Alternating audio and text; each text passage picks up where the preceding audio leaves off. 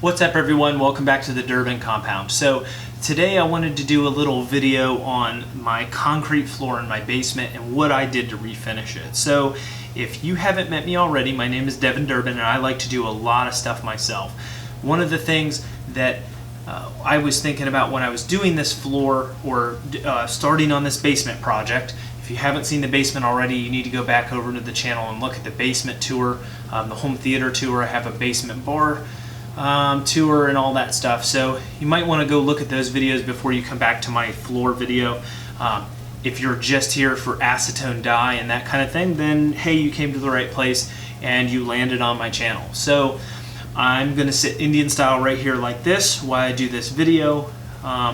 This is not the first thing that I thought about doing down here. I thought about actually tiling this whole basement, which would have been a nightmare. This entire space is almost 1,500 square feet down here, full finished basement. So one of the things is that my basement floor had a clear coat. It had a nice shimmer to it. It was just sealed like when they built it. So the first thing you need to worry about when you're doing any floor, or you're trying to get something to adhere to it, you need to figure out if it's sealed. And if it is sealed, you need to strip that off the surface. So there are two ways to do that. You either mechanically strip the floor or you chemically strip the floor.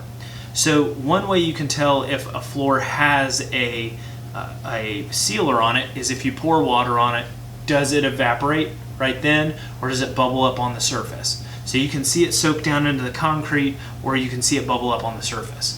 So mine was actually sealed really well because I poured water on it and 5 days later it was still on the surface. So I'm like, oh man, it's really sealed up. Now, I tried to chemically strip it underneath the stairs first. The only thing with chemically stripping is it takes a lot of water. A lot of people do it with muriatic acid and stuff like that. And it requires a lot of rinsing, a lot of mopping and all that kind of stuff.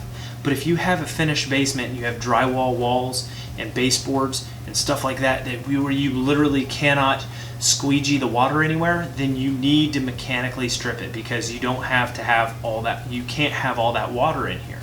So I'm going to roll in some footage during the video while I'm talking so you can see me. I literally rented a floor maintainer from Home Depot. I used a diamond blade and literally mechanically stripped the floor. Now, you have to be careful when you're mechanically stripping anything because you'll get down to the aggregate, and if you expose the aggregate in the concrete, then it will start chipping up and stuff like that. You've gotten rid of that top layer, that nice smooth layer of the concrete. I went through and I mechanically stripped the entire floor. The chemical stripping part of it, if you don't do it right or you just pour it on there, all it does is dissolve that sealant and then it just soaks down more into the pores, and now you have an entire sealed concrete. So it's just one of those things. I highly recommend you just going and renting a machine and stripping the floor mechanically. So the process after the mechanically stripping and literally cleaning the floor up by using a mop, that process was pretty easy and straightforward. And so was the rest of the process. It was even easier.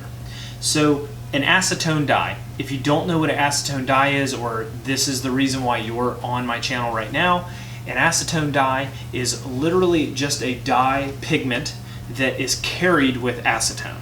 So acetone, when you spray it, it evaporates very quickly. So what you do is you mix acetone and your dye into the proper mixture and you'll spray it through an acetone sprayer. So I'll probably do a tour review on the acetone sprayer the next time I use it.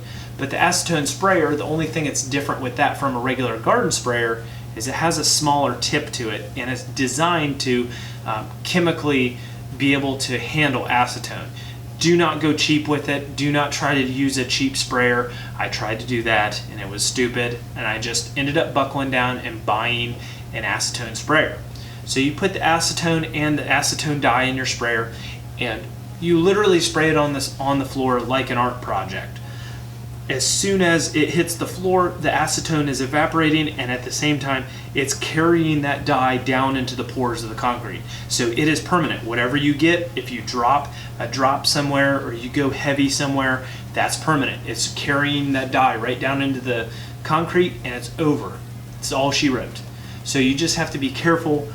What I did was use a bucket. I held a bucket so that when I was done spraying, I came over the bucket, let off the sprayer, and then it was able to drip into the bucket. Then I would start the sprayer again and bring it out of the bucket so that I didn't leave any drops on the floor. That's exactly what I did for that.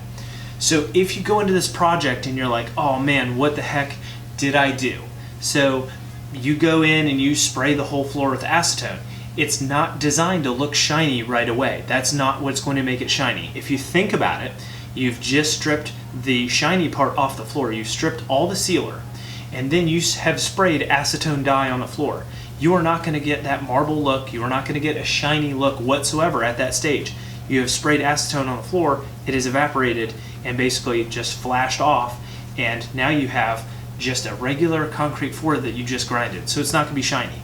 Now, I wasn't thinking of that when I was doing it. I was like, oh man, what a bust. I put a couple $100s into dye and acetone in my sprayer, and oh my goodness, it looks like crap. Well, what I forgot to think about was I need to put my sealer on top for it to actually bring out that shine. So the shine that you see on the floor that I'm sitting on actually has a sealant on top. So that sealant you just take with a regular roller and roll it out on the floor, and it's got a milky look to it. And so it goes on white and then it dries clear. So you literally just do that a couple coats, and that brings out the shine or the depth in the floor.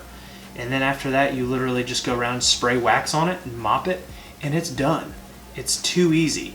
You don't have to worry about anything crazy. All I did was literally rent a floor maintainer for 4 hours, or I rented it at night at Home Depot and returned it the next morning, and I spent like $100 and mechanically stripped the floor in a couple hours, mopped it all up and cleaned up all that dust and crap off of it, and then I was spraying the acetone and then I let that dry, and you can immediately put the sealer right on top of it. Then you need to let the sealer dry and stuff like that before you walk on it, but that's literally the process. So I only spent a couple $100. I was able to do a 1,500 square foot basement for a couple $100 of doing acetone dye on the floor.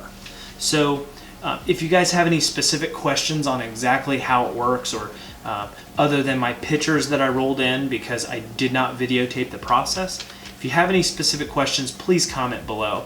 I'll put some links to the equipment that I used in the description, and as always, I'll see you guys next video. Subscribe if you like, and comment below if you need any help or further questions about it.